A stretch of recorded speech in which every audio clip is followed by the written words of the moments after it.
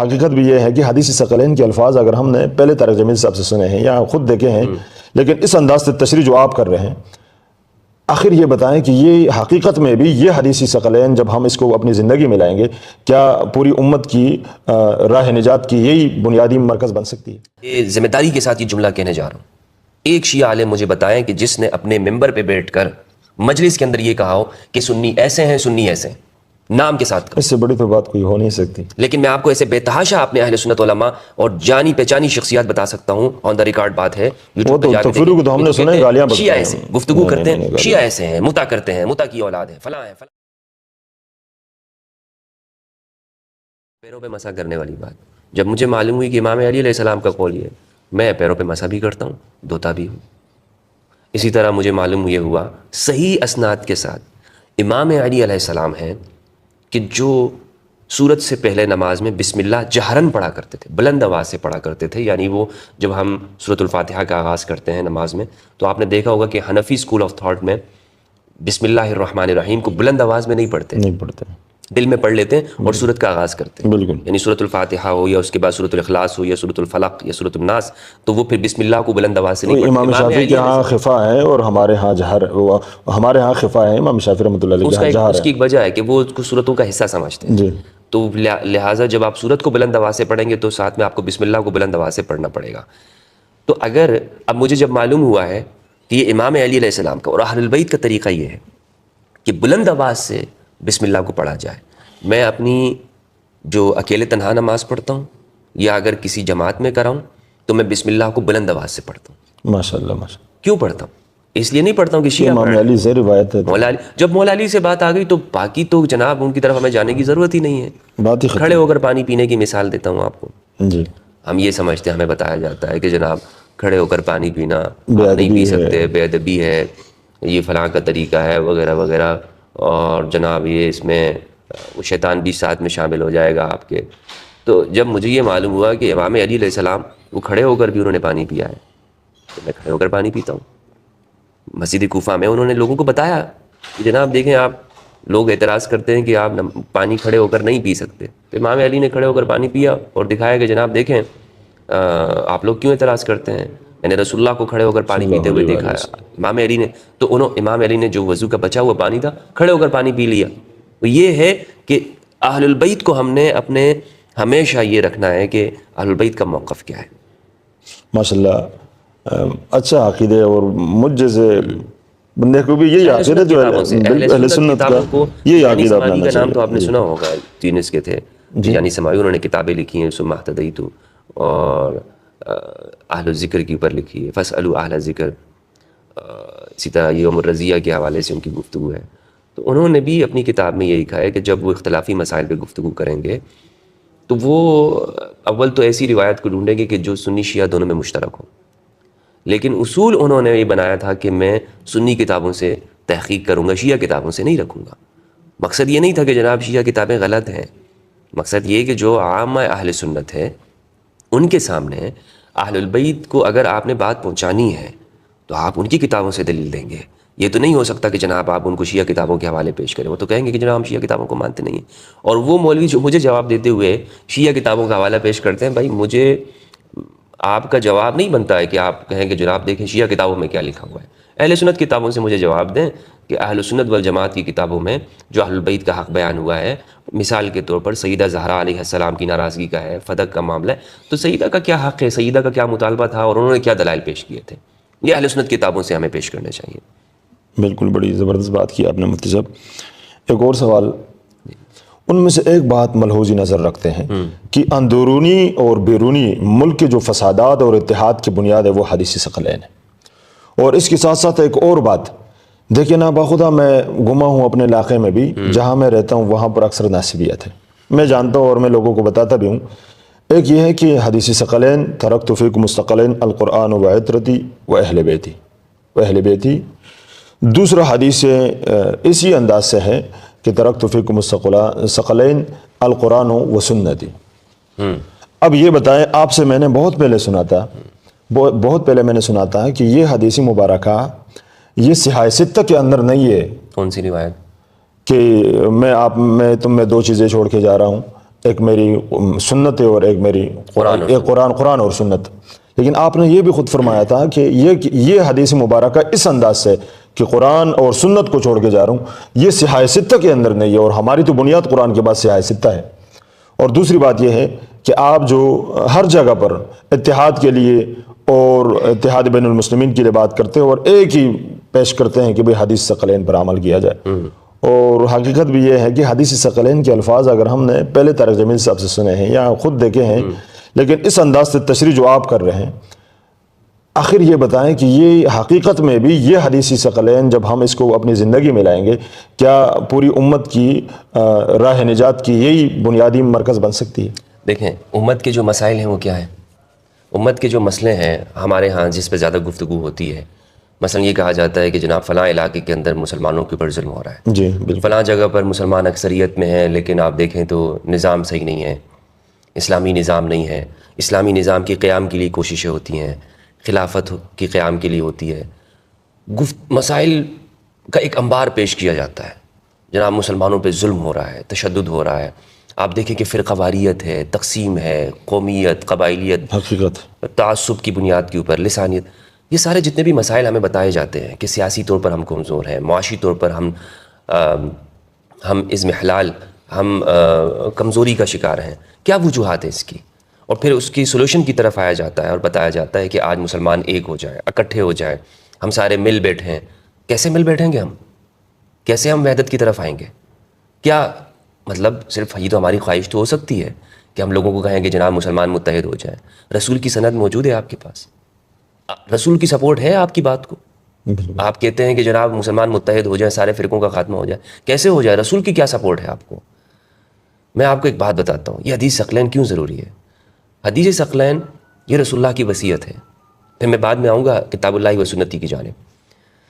حدیث ثقلین یہ رسول اللہ کی وہ وصیت ہے جو رسول اللہ نے اپنے آخری اوقات میں ارشاد فرمائی ہے. صحیح مسلم کی 6225 کے الفاظ ہیں، قریب ہے کہ رب کی جانب سے ایک بلاوا میرے پاس آ جائے جو ملک الموت ہے، فرشتہ ہے، اور میں اس کی بات پہ لبیک کہہ دوں، یعنی میں تمہیں چھوڑ کے چلا جاؤں. اس سے معلوم ہوتا ہے کہ رسول کے آخری الفاظ اور آخری ایام ہیں، آخری ایام چل رہے ہیں. مطلب یہ وصیت ہے، رسول ہے. وصیت ایک آدمی کر کے جاتا ہے اس دنیا سے، اور اس کے بعد اور وہ آدمی بھی نہیں ہے، سرور کائنات ہے. سرور کائنات. ایک آدمی، میں مثال دیتا ہوں، ایک آدمی اگر وصیت کرتا ہے گھر میں اور اس کا انتقال ہو جاتا ہے، اس کے بعد اس کے بچوں کے اندر مال کی بنیاد پہ جھگڑے ہوتے ہیں، تنازع کھڑا ہوتا ہے اور تقسیم نہیں ہو رہی ہوتی، بھائی بہن آپس میں لڑ رہے ہوتے ہیں، دوریاں ہوتی ہیں. سوسائٹی کا ماحول خراب ہوتا ہے یا نہیں ہوتا؟ ضرور ہو جاتا ہے. گھر کا ماحول خراب ہو جاتا ہے. یہی بات ہے، حدیث ثقلین پر عمل نہیں ہو رہا. وصیت پر جب عمل نہیں ہوگا تو وہ سارے مسائل ہوں گے. مال کا مسئلہ بھی ہوگا، معیشت کا، سیاسی طور پر امن بھی نظر نہیں آئے گا، کیونکہ آپ جتنے بھی حل پیش کر رہے ہیں اسے رسول کی سند نہیں ہے، اس کو رسول کی سپورٹ اسے حاصل نہیں ہے. یہ آپ کی اپنی خواہشات ہیں. لیس بامانیکم ولا امانی اہل الکتاب من یعمل سوءا یجز بہ، ومن یعمل سوءا یجز بہ، کہ جو نہ تمہاری تمناؤں پہ کچھ ہے نہ اہل کتاب کی تمناؤں پہ. یہ صحابہ سے خطاب ہو رہا ہے، صحابہ سے گفتگو ہو رہی ہے کہ تم اپنی خواہشات پیش کرتے رہو، جناب ہمارا تعلق حضرت ابراہیم سے، حضرت موسیٰ اور عیسیٰ علیہ السلام سے، یہ تمہاری خواہشیں ہیں، ان کا جو عمل ہے اس پہ ہو یا نہیں ہو، ان کا عمل کیا ہے. تو آج اگر ہم یہ کہیں کہ ہاں جناب میرا تعلق رسول کے ساتھ ہے، امام حسین کے ساتھ ہے، صحابہ کرام کے ساتھ ہے، صحابہ کو رسول نے کیا وصیت کی ہے، کیا ہمارے ان تمام جو پیش کردہ حل ہیں اس کو رسول اللہ صلی اللہ علیہ وآلہ وسلم کی سپورٹ، حمایت حاصل ہے؟ پہلا سوال یہ ہے. دوسری بات جو میں نے وصیت کی ہے، میں آپ کو حقیقت بتاتا ہوں، اگر ہم اپنی گفتگو میں، اپنے حوار، محاضرات، اپنی باتوں میں، لیکچرز میں، مواعظ کے اندر رسول اللہ کی وصیت کا خیال نہیں کریں گے تو میں سمجھتا ہوں کہ رسول ہم سے ناراض ہوں گے. ناراض کیا، ہم نے تو صرف نام کا اسلام قبول کیا ہے. اور یہ آج تک جو مار پڑ رہی ہے نا مسلمانوں کو دنیا بھر میں جتنے بھی ہیں، یقین جانے کہ مجھے لگتا یہ ہے کہ یہ رسول کی وصیت پہ عمل نہ کرنا ہے. یہ ہمیں مار پڑتی رہے گی، یہ رکنے والا سلسلہ نہیں ہے، یہ چلتا رہے گا ایسے اگر ہم نے رسول کی جانب نہیں آئے. پھر یہ حدیث ثقلین کی اہمیت اور بڑھ جاتی ہے کہ جب آپ دیکھتے ہیں کہ ہمارے معاشرے میں تحریکات کھڑی ہوتی ہیں، بات کی جاتی ہے کہ جناب مسلمانوں کو جب تک سسٹم ہم بدلیں گے نہیں، تبدیلی نہیں کریں گے اور ظلم کے خلاف ہم کھڑے نہیں ہوں گے ہمارے مسائل کا خاتمہ نہیں ہوگا. جناب آپ جو بھی لیڈرشپ لے کے آتے ہیں اس لیڈرشپ کی حالت کیا ہوتی ہے؟ اس لیڈرشپ کو کیا یعنی آج آپ سوچ لیں کہ آپ نے مسند اقتدار کے اوپر ایک پگڑی پہنے ہوئے شخص کو بٹھا دیا, ایک ایسے شخص کو بٹھا دیا جس کے صبح شام مذہبی ماحول میں گزر رہا ہے. کیا ہمارے مسائل پھر حل ہو جائیں گے؟ کیا یہ تجربات ہم کرتے نہیں رہے ہیں؟ کیا یہ تجربات سیاسی طور پر, یہ تجربات مذہبی طور پر پاکستان میں اور پاکستان سے باہر بھی دنیا بھر میں ہم نے کی ہیں؟ کتنی تحریکات اٹھی ہیں مسلمانوں کے اندر, بے شمار. بہت. وہ تشدد کا شکار ہوئی ہیں یا نہیں ہوئی؟ سب ہوئے. بالآخر ان کے نوجوان ایسی آرگنائزیشن کا حصہ بنے ہیں کہ جنہوں نے تشدد کی تحریکات میں حصہ لیا اور انہوں نے اپنی زندگی کو برباد کر دیا. کیوں؟ اس لیے کہ لیڈرشپ جو ہے انہیں کسی اور جانب لے جاتی ہے. تو میں تو لیڈرشپ کی بات ہی نہیں کر رہا ہوں, نہ کوئی سیاست کی بات ہے, نہ کسی تحریک کی بات ہے, نہ کوئی موومنٹ ہے, نہ کوئی جتھا ہے, کچھ نہیں. عوام کی بات ہے کہ عام شخص. دیکھیں آپ اس کے لیے آپ کو کوئی سیاسی جماعت بنانے کی ضرورت نہیں ہے. آپ حدیث ثقلین کا پرچار کریں. جب عام شخص کو یہ معلوم ہو جائے گا, وہ اہل البیت کے ساتھ جڑ جائے گا, تو اس امت کے جو مسائل ہیں وہ آلریڈی ختم ہو جائیں گے. آپ وہ بات نہیں کر رہے ہیں, وہ علاج پیش نہیں کر رہے ہیں کہ جس علاج کی ضرورت ہے. آپ تو اوپر سے ہمارے یہاں لیپا توپی کی جاتی ہے نا, گھر بنا کر وہ کہتے ہیں جناب اس کو کلر کر دو, یہ کر دو, فلاں کر دو, لیکن اس کی بنیادی مضبوط نہیں ڈالی گئی ہے, اس کی بنیادی کمزور کھڑی کی ہوتی ہے. پھر نوجوان کا حشر کیا ہوتا ہے, پھر لوگ کس جانب چلے جاتے ہیں, امت کی حالت کیا ہوتی ہے, یہ سب آپ کے سامنے ہے. تو میں حدیث ثقلین کا بیان ہر جگہ پہ کروں گا. آپ شاید دنیا لوگ یہ سمجھے کہ جناب اس ہمدرد کو کچھ اور آتا ہے نہیں آتا, مجھے ڈزنٹ میٹر, مجھے یہ کوئی مسئلہ میرے نزدیک کچھ نہیں ہے. میں سمجھتا ہوں کہ جس کو یہ آیا تو اس کو ساری کائنات آ گئی. بہت زبردست. یہ وہ وصیت رسول ہے کہ جو لوگوں کو معلوم نہیں ہوتی ہے. تو یہ میری ریسرچ ہے, یہ میں نے تحقیق کی ہے.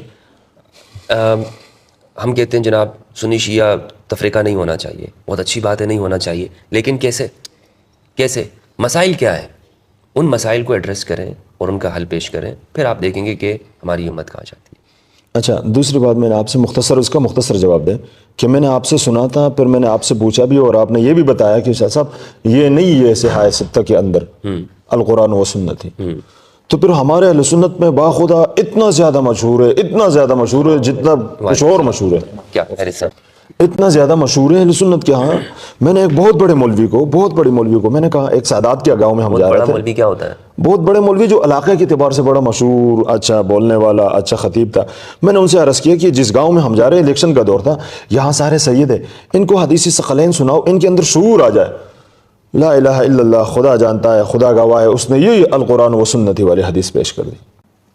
اب حدیث ثقلین میں نے بولا, کیا سمجھتے ہیں کہ اس کی کیا وجہ ہے؟ میں کیا سمجھتا ہوں کہ بس چلے میں اس کا جواب دیتا ہوں.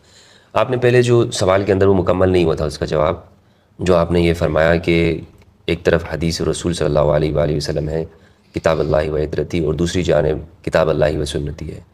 اس میں آپ نے خود ہی ارشاد فرمایا کہ جو کتاب اللہ و سنتی ہے یہ ہماری صحاح ستہ میں نہیں ہے. یہ صحاح ستہ میں آپ کو اضافہ کرتا ہوں. یہ حدیث اس طرح سے ہے, ترکت فیکم شیئین ما ان تمسکتم بہما لن تضلوا بعدی کتاب اللہ و سنتی. یہ جو روایت ہے نہ بخاری میں ہے, نہ مسلم میں, ترمذی, ابن ماجہ, نسائی, ابو داؤد, صحاح ستہ میں نہیں ہے. ٹھیک ہے, مسانید میں بھی نہیں ہے. جو ہماری مسانید ہے نا, صحاح ستہ کے بعد مسانید آتی ہیں, مسند احمد بن حنبل, مسند ابی مطلب عوانہ. آپ مجھے ایسی بات کریں کہ کل میں بھی اگر نوکری کے لیے ادنا سی بات کروں تو آپ ہی کی طرح لوگوں کو اپنی پشتو زبان میں کہہ دوں کہ یہ ان کتابوں میں نہیں ہے, یہ نہیں ہے, یہ ہماری بول سکتا ہوں. جی بالکل. یا آپ مجھے ریسرچ کا موقع دیں گے, میں دیکھوں گا, اس کے بعد آپ کروں اس گا. پہ ریسرچ کریں, میری بات کو ماننا ضروری نہیں ہے, آپ اس پہ ریسرچ مطلب آپ نے ریسرچ کی ہے کہ ان کتابوں میں نہیں ہے, اور مشہور اتنی زیادہ ہے کہ جس طرح قرآن کا کوئی. صحاح ستہ میں نہیں ہے, مسانید میں نہیں ہے, مسند احمد بن حنبل میں نہیں ہے. مسند احمد بن حنبل میں 30,000 روایت ہے, اس میں یہ روایت نہیں ہے کہ میں تمہیں کتاب اور سنت چھوڑ کے جا رہا ہوں. یہ ہے کہاں پر؟ یہ ہے موطا امام مالک میں, لیکن یہ روایت کے طور پر نہیں ہے. یہ ہے کہ امام مالک یہ کہتے ہیں رحمہ اللہ کہ مجھے یہ بات پہنچی ہے مجھے کہ حضور نے فرمایا میں تمہیں کتاب اور سنت کو چھوڑ کے جا رہا ہوں. ٹھیک ہے, اس کی سند بھی نہیں ہے.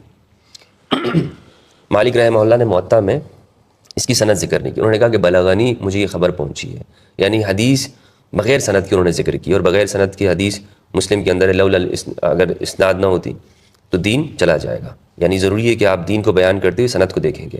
مستدرک للحاکم علی الصحیحین میں ابو حاکم النشاپوری رحمہ اللہ نے اس روایت کو ذکر کیا ہے، کتاب اللہ و سنتی والے کو، اور اس کی سند بھی ہے. صرف مستدرک الحاکم کے اندر یہ روایت موجود ہے، اور اسی طرح ابن عبد البر نے اس کو ذکر کیا ہے جامع بیان العلم و فضل عی کے اندر. یہ دو کتابیں ہیں جو ہماری جو جسے کہتے ہیں نا کہ اول مصادر میں نہیں ہیں. مستدرک الحاکم جو ہے یہ ہمارے اولین مصادر میں نہیں آتی ہے.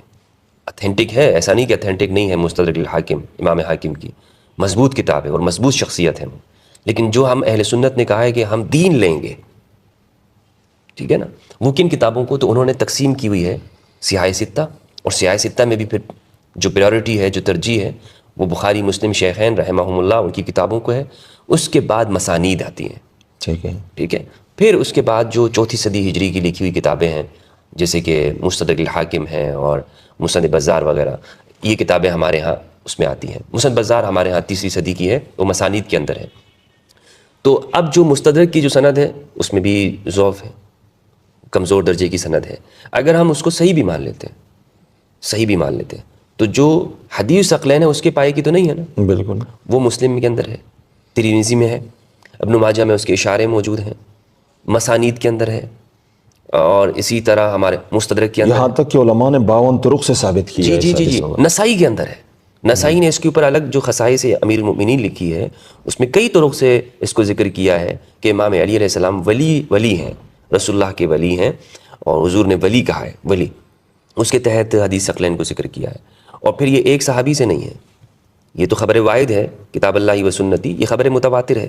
تو آپ مجھے بتائیں مفتی صاحب، ساری باتوں کا خلاصہ یہ ہے کہ اہل سنت کو کہاں ہونا چاہیے؟ کل ملا کے جو بات ہے، کل ملا کے بات یہی ہے نا کہ اہل سنت کہاں ہوں گے؟ کمزور حدیث کے ساتھ ہوں گے یا متواتر حدیث کے ساتھ؟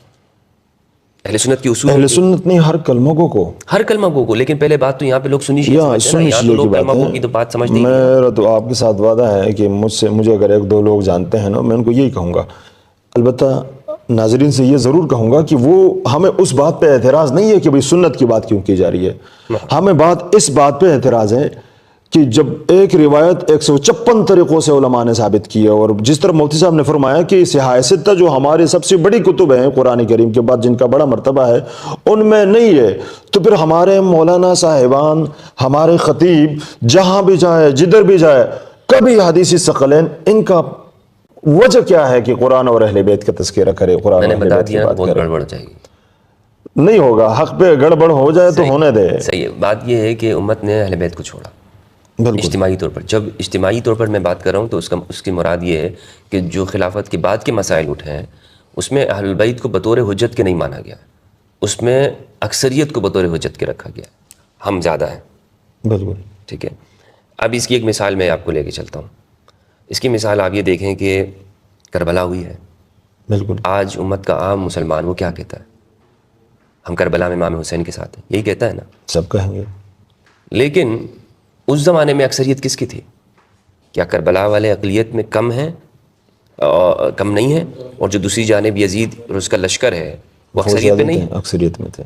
اس دور میں آپ جائیں، اگر حدیث ثقلین کو اس زمانے میں امت وہ بطور حجت کے رکھتے، بطور استدلال کے رکھتے ہیں، تو سارے کے سارے مدینہ نہیں چلا جاتا امام حسین کے ساتھ؟ ضرور چلا جاتا.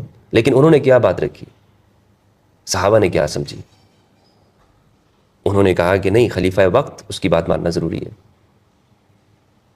عبداللہ ابن عمر رضی اللہ عنہ، بخاری کی روایت ہے، اگر ان کے نزدیک اہل البیت بطور حدیث ثقلین بطور ایک حجت کے ہوتے تو ضرور وہ سارا کا سارا مدینہ جتنے بھی لوگ تھے منع نہ کرتے، مشورہ نہ دیتے، ساتھ چلے جاتے.